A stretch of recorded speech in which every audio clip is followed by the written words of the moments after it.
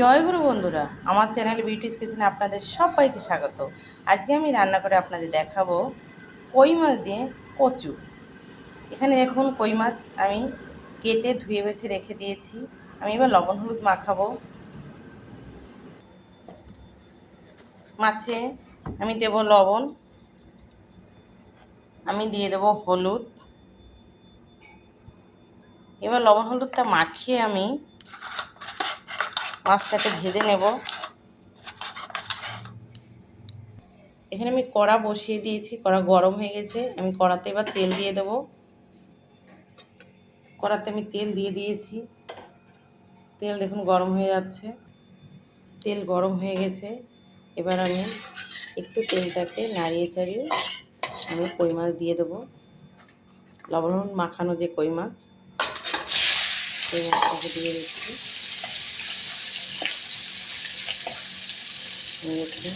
এবার আমি মাছটাকে সুন্দর করে ভাজা করব। এখানে আমি কচু কেটে রেখেছি, এই দেখুন, এই যে কচু।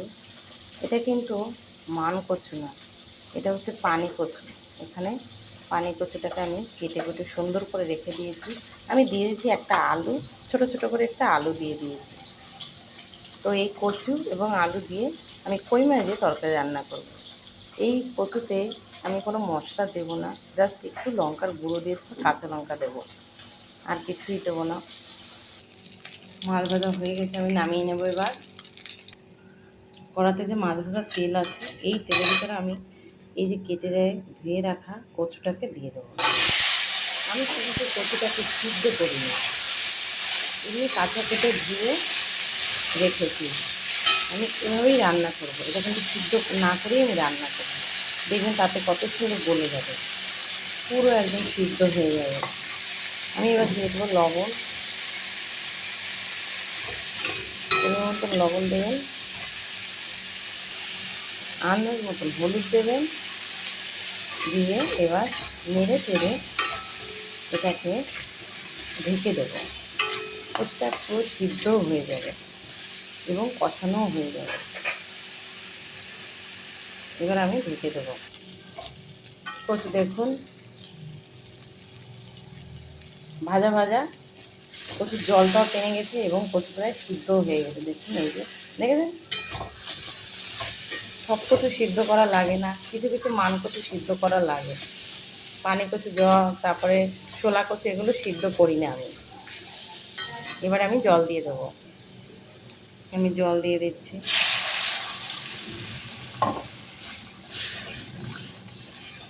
এবার ঝোলে জাল হবে, আমি কাঁচা লঙ্কা জিরে দিয়ে দেবো।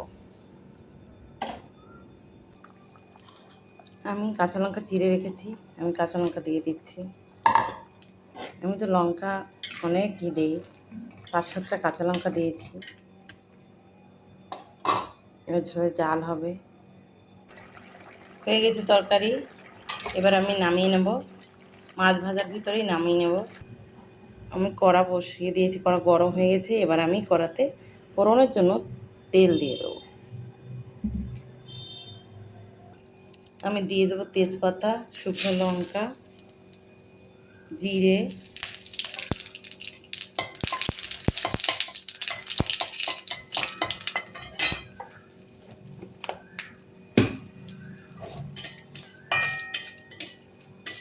আমি এবার তরকারি, জিরে দেখুন লাল হয়ে গেছে।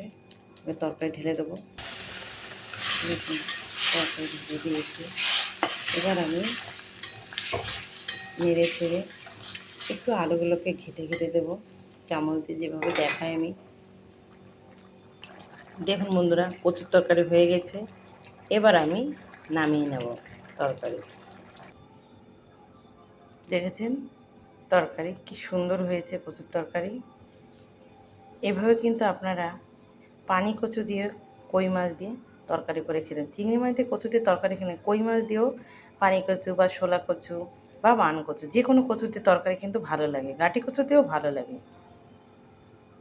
তো এই রেসিপিটা যদি আমার ভালো লেগে থাকে তাহলে please please please like, share, comment করতে কিন্তু ভুল করবেন না। সাবস্ক্রাইবটা করে দেবেন। জয় গুরু।